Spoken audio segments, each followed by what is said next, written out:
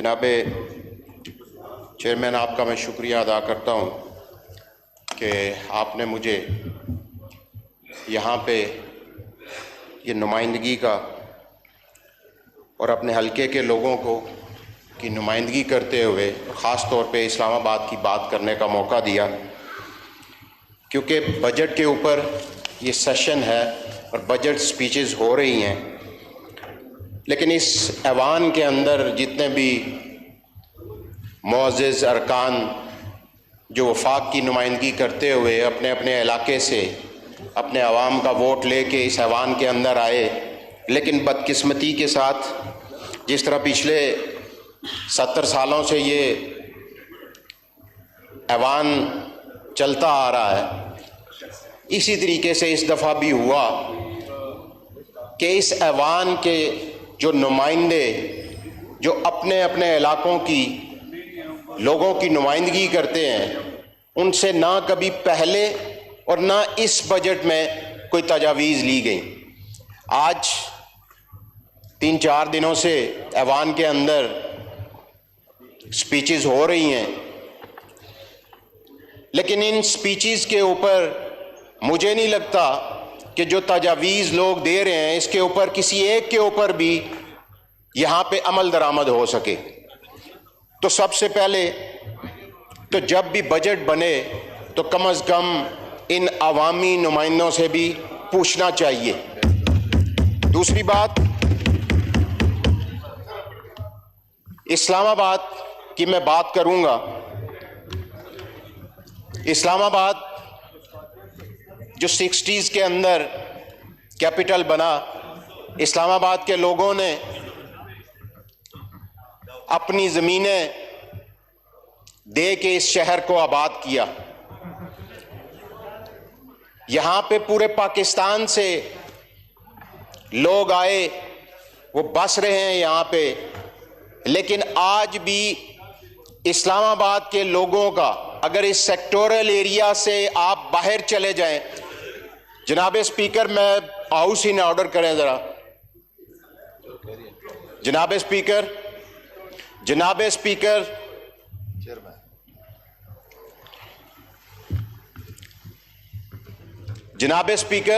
میں دیکھتا ہوں تقریر۔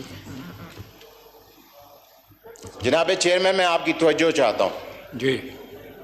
اور تھوڑا سا ہاؤس ان آرڈر اگر ہو جائے تو یہ بہتر ہوگا۔ سر، اسلام آباد کے لوگوں نے بڑی قربانی دی اس شہر کو آباد کرنے کے لیے۔ اس شہر جب یہ آباد ہوا تو اس شہر کے لوگوں نے 100 روپے کنال بھی اپنی زمینیں دیں۔ آج اس شہر جس ایوان میں ہم بیٹھے ہوئے ہیں، یہ بھی اسی شہر کے لوگوں کی ان زمینوں کے اوپر بنا ہوا ہے۔ لیکن میں یہ کہنا چاہوں گا کہ وہ متاثرین اسلام آباد جن کی 60s کے اندر زمینیں ایکوائر ہوئیں، جن کی 80s کے اندر زمینیں ایکوائرڈ ہوئیں، لیکن آج بھی وہ لوگ در بدر کی ٹھوکریں کھا رہے ہیں۔ آج بھی یہاں پہ ان کے کلیمز بقایا ہیں، ان کو پیسہ نہیں دیا جا رہا۔ اور اگر 18ویں ترامیم کے بعد بات کریں باقی مسائل کی، تو آج 18ویں ترامیم کے بعد صوبے اپنا بجٹ پیش کرتے ہیں،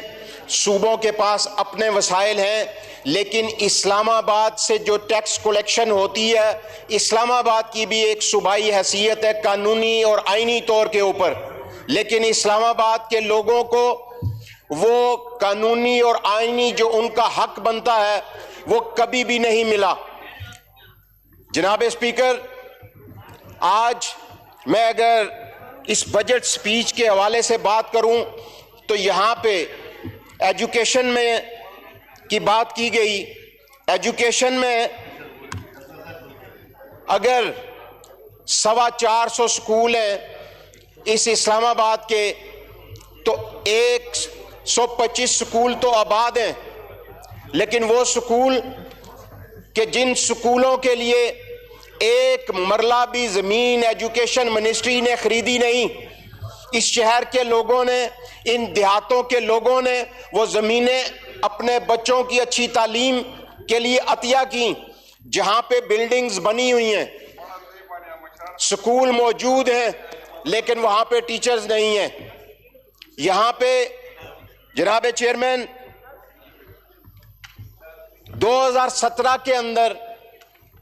یہاں پہ امریکن ایڈ سے 200 بسز دی گئیں,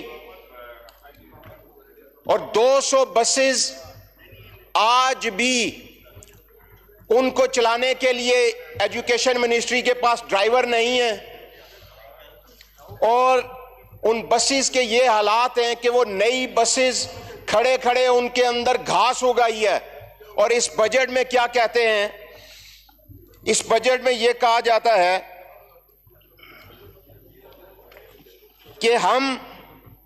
اب پنک بسز شروع کریں گے. اور یار جو 200 بسز کھڑی ہیں ان کے چلانے کے لیے آپ کے پاس ڈرائیورز نہیں ہیں,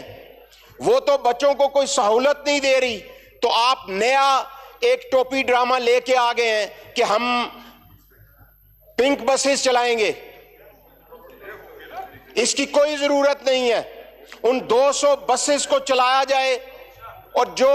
پک اینڈ ڈراپ کے اوپر اس شہر کے غریب لوگوں کے مسائل اور ان کا خرچہ ہوتا ہے اس کو بچایا جائے. اور یہ فضول خرچیاں یہ بند ہونی چاہیے. اور وہ 300 سکول جو اس سیکٹورل ایریے سے باہر ہے, جو اس شہر کے لوگوں نے, اس اسلام آباد کے لوگوں نے عطیہ کر کے اپنی زمینیں اور ان بیکورڈ علاقوں کے اندر یہ سکول بنوائے, ان سکولوں کو آباد کرنا چاہیے تاکہ وہ غریب مزدور جو آج مجبور ہیں اپنے بچوں کو تعلیم دلوانے کے لیے پرائیویٹ سکولوں کے اندر بھیجنے کے لیے, وہ واپس ان سرکاری سکولوں کو آباد کریں. آج وفاقی حکومت اگر اس 40 کلومیٹر ریڈیس کے اندر اگر تعلیم کی بہتر سہولتیں نہیں دے سکتی تو میرے خیال سے پھر ہمیں اس ایوان کے اندر اور اس حکومت کے اندر رہنے کا کوئی حق نہیں. وہ اس لیے آج یہ جو بھی نیا سیکٹری آتا ہے وہ ایک نئی پالیسی لے کے آ جاتا ہے. میں صرف یہ کہنا چاہتا ہوں کہ یہاں پہ یہ بھی کہا گیا کہ ان سکولوں کا انفراسٹرکچر کو بہتر بنائیں گے. اگر یہ اس سیکٹورل ایریا سے اور اس ایوانوں سے, اس اے سی والے کمروں سے جا کے نکل کے دیکھیں تو ان کو پتہ لگے کہ یہ سارے کے سارے سکول بہتر ہیں. وہاں اگر کمی ہے تو ٹیچرز کی, وہاں اگر کمی ہے تو ان پڑھنے والے بچوں کی. ہمیں ان بچوں کو, ان سکولوں کو آباد کرنا ہے,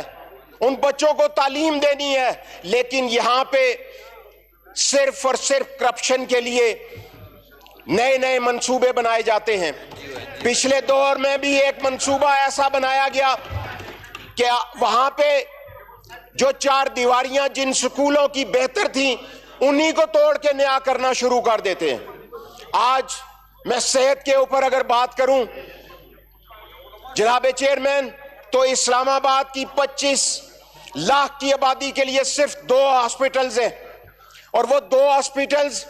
کشمیر سے لے کے پشاور تک کے لوگوں کو اکاموڈیٹ کرتے ہیں. یہاں پہ یہ چاہیے تھا کہ یہ قائد اعظم جو پیمز کے اندر کہا گیا کہ قائد اعظم ٹاور بنایا جائے گا, اس قائد اعظم ٹاور کے بجائے اس شہر کے مضافات کے اندر, ان دیہاتوں کے اندر کوئی بڑے ہاسپٹلز بنائے جاتے تاکہ شہر کے ان 2 ہاسپٹلز کے اوپر لوڈ کم ہوتا. میرے جناب چیئرمین,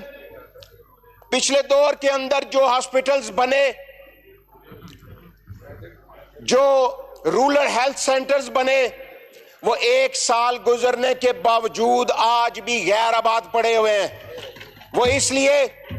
کہ وہاں پہ انفراسٹرکچر تو بہتر ہو گیا, لیکن اس انفراسٹرکچر کو, لوگوں کو سہولتیں دینے کے لیے نہ وہاں پہ ڈاکٹرز ہیں, نہ وہاں پہ ایمبولینسز ہیں, نہ وہاں پہ کوئی دوائیوں کا سسٹم ہے. میرے جناب جناب چیئرمین، یہ شہر اور اس شہر کے رہنے والے لوگوں کو، اور میں سمجھتا ہوں کہ یہ عوام وفاق کی نمائندگی کرتے ہوئے آج ہم سب لوگوں کی ذمہ داری اپنے علاقے کے علاوہ اسلام آباد کی بھی بنتی ہے کہ ہم ان ایوانوں سے، ان اے سی کے کمروں سے نکلیں اور یہ ان دیہاتوں میں جا کے حالات دیکھیں کہ کیا ہے۔ آج سب سے بڑا اس کے بعد مسئلہ جو ہے اسلام آباد کا، وہ پانی کا مسئلہ ہے۔ آج جس طریقے سے پاکستان کے دوسرے سب سے بڑے شہر کراچی کے اندر پانی کا ایشو ہے، آنے والے دنوں میں اسلام آباد میں بھی یہ پانی کا ایشو بن رہا ہے۔ لیکن 60s کے اندر، 70s کے اندر 2 ڈیم بنائے گئے۔ یہاں پہ پانی آتا ہے خانپور ڈیم سے یا سملی ڈیم سے، اس کے بعد نہ سی ڈی اے نے، نہ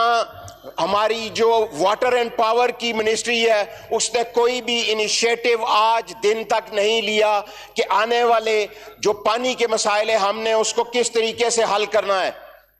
اور اس کو حل کرنے کے لیے ہم نے تجاویز دی کہ غازی بروتھا سے ہم نے پانی اسلام آباد اور پنڈی کے لیے، اور یہاں پہ چراہ ڈیم کا ایک منصوبہ جو مشرف دور کے اندر جس کی فیزیبلٹی بنی، آج دن تک فائلوں کے اندر بند ہے اور اس کو شروع نہیں کیا جا رہا۔ میرے جناب چیئرمین، آج یہاں پہ اسلام آباد کی مسائل کی رائے صاحب پلیز ٹرائی ٹو وائنڈ اپ۔ جناب چیئرمین، ویسے تو اسلام آباد میں اس ایوان کے ہر بندہ اسلام آباد، کیونکہ یہ ہم لوگ تو وفاق کے ہیں، یہ وفاق کے نمائندے، ہم سب کو بات کرنی چاہیے۔ لیکن میں یہ آج اس شہر کا ایک اور جو بڑا مسئلہ جو اس بجٹ کے اندر اور بھی دوستوں نے بیان کیا، وہ مسئلہ یہ ہے کہ یہ شہر بیسیکلی یہاں پہ جو بزنس ہے وہ زیادہ بزنس ریئل اسٹیٹ سے ریلیٹڈ ہے۔ لیکن ایک تو وہ لوگ جنہوں نے اس اسلام آباد کو آباد کیا، کل اگر سی ڈی اے یا ہاؤسنگ منسٹری آج بھی ان سے ان کی زمینیں لے رہے ہیں، ان کے آباء و اجداد کی وہ زمینیں جو 40 سال سے ایکوائرڈ ہوئی ہوئی، ان کو پیسے نہیں ملے، لیکن آج اگر یہ گورنمنٹ یا گورنمنٹ کے ادارے ان کے آباء و اجداد کی زمین سے بھی ان سے گین ٹیکس وصول کریں گے تو میرے خیال میں یہ زیادتی ہے۔ آج وہ 5 مرلے کا ملازم جو اس اسمبلی کے اندر بھی ہیں کلاس 4 کے، وہ اگر اس شہر کے اندر اپنا گھر بنانا چاہتے ہیں یا کوئی اپنا پرانا گھر بیچنا چاہتے ہیں جو اس کے باپ کا تھا یا اس کو اپنے آباء و اجداد سے ملا ہے، تو وہ اس کو بیچنے جائے گا تو اتنی اس کی قیمت نہیں ہوگی جتنا اس کو گین ٹیکس دینا پڑے گا۔ جناب اسپیکر، آج اگر ہم دیکھیں تو دبئی کے اندر کیا ہے کہ ساری دنیا کے لوگ وہاں پہ انویسٹمنٹ کر رہے ہیں اور ریئل اسٹیٹ میں کر رہے ہیں۔ او بھائی، اگر ہماری انڈسٹری نہیں چل رہی، ہمارے ملک میں آپ زراعت کو کچھ نہیں دے سکتے، تو یہ ریئل اسٹیٹ کے اس بزنس کو پروموٹ کرو تاکہ لوگوں کا جو ایک روزگار ہے اور جو ایک کنسٹرکشن انڈسٹری اس کے ساتھ ریلیٹڈ، جس کے اندر 100 سے زائد انڈسٹریز کام کر رہی ہوتی ہیں، تاکہ لوگوں کو مزدوری مل سکے، لوگوں کے مسائل حل ہو سکیں اور یہ بزنس کو گرو کریں۔ لوگوں کے لیے ہمیں مشکلات پیدا کرنے سے بہتر ہے کہ ہم لوگوں کو سہولتیں دیں۔ لیکن بدقسمتی سے یہاں پہ ہمیشہ جب بھی بجٹ بنا، جس بھی گورنمنٹ میں بنا، نہ عوامی نمائندوں سے کبھی پوچھا گیا، نہ ان جو گراس روٹ لیول سے سیاست کرتے ہوئے ان ایوانوں میں پہنچتے ہیں ان سے کبھی مشورہ نہیں لیا گیا، اور بجٹ وہ بناتے ہیں جنہوں نے اپنی پوری زندگی میں کبھی کسی عام بندے کے ساتھ ہاتھ تک نہیں ملایا ہوا ہوتا، جن کو پتہ نہیں ہے کہ اس پاکستان کی گلی محلے کے رہنے والے لوگوں کو مسائل کیا ہے، کہ ان کو کن کن مشکلات کا سامنا ہے۔ اور ہمیں اس ایوان کو ایک ہمیشہ پچھلے 70 سالوں سے ایک ربڑ سٹیمپ کی طرح چلایا جاتا ہے، جو میرے خیال میں سراسر زیادتی ہے۔ اور میں یہ کہنا چاہوں گا کہ اس ایوان کہ ہر نمائندے کو جو اپنے علاقے کی اور اس پاکستان کی عوام کی نمائندگی کرتے ہوئے اس ایوان تک پہنچتے ہیں، ان سب کو بلا خوف، بلا کسی لیڈرشپ کی ٹی سی کرنے کے بجائے ہم سب لوگوں کو آواز اٹھانی چاہیے۔ صاحب شکریہ، تھینک یو، پلیز آپ کا ٹائم جناب کافی ہو گیا چیئرمین ہے۔ صرف مجھے 2 منٹ اور دے دیں۔ ہم سب لوگوں کو اس کے اوپر آواز اٹھانی چاہیے، ہم سب لوگوں کو بات کرنی چاہیے، کیونکہ ہم لوگوں کا ووٹ لے کے یہاں پہ آتے ہیں۔ جناب اسپیکر، اگر لا اینڈ آرڈر کی سچویشن کی میں بات کروں اسلام آباد کی، تو آج اگر میں بہت اچھے طریقے سے بھائی، میں آپ کو بھی جانتا ہوں، یہ سارے میرے بھائی بیٹھے ہیں، میرے کولیگ بیٹھے ہوئے ہیں، آپ ابھی نئے آئے ہیں۔ میں زیادہ اس لیے نہیں بات کرنا چاہ رہا کہ میں سیاست نہیں کر رہا، میں اپنے حلقے کی نمائندگی اور میں اپنے علاقے کے لوگوں کی بات کر رہا ہوں۔ جو تم میرے دوستوں اور بزرگ، جنید بھائی یہ کیونکہ نئے آئے ہیں، میں بہت اچھے طریقے سے جانتا ہوں۔ میرے دوستوں، میں صرف یہ بات کرنا چاہوں گا جناب چیئرمین، میں صرف اپنی بات کو کلوز کرتے ہوئے یہی کہوں گا کہ ایک تو جہاں پہ بیٹھے ہوئے ہر بندے کے اوپر ایک ذمہ داری ہے کہ ہم لوگوں کی نمائندگی کرتے ہیں، تو جناب جو ہمارے وزیر خزانہ صاحب ہیں ان کو بھی چاہیے کہ ایک میٹنگ بلائیں اور یہ حلقے کے جو عوام کے مسائل ہیں، جو گلی کوچوں کے اندر مسائل ہیں، ان مسائل کے اوپر بات چیت کے ذریعے اس کا حل نکالا جائے۔ بہت شکریہ رائے صاحب، بہت شکریہ، thank you, thank you. Just میں آپ بلاؤں گا، ایک minute I will call you. جی، آنر ممبر شہریار افریدی صاحب۔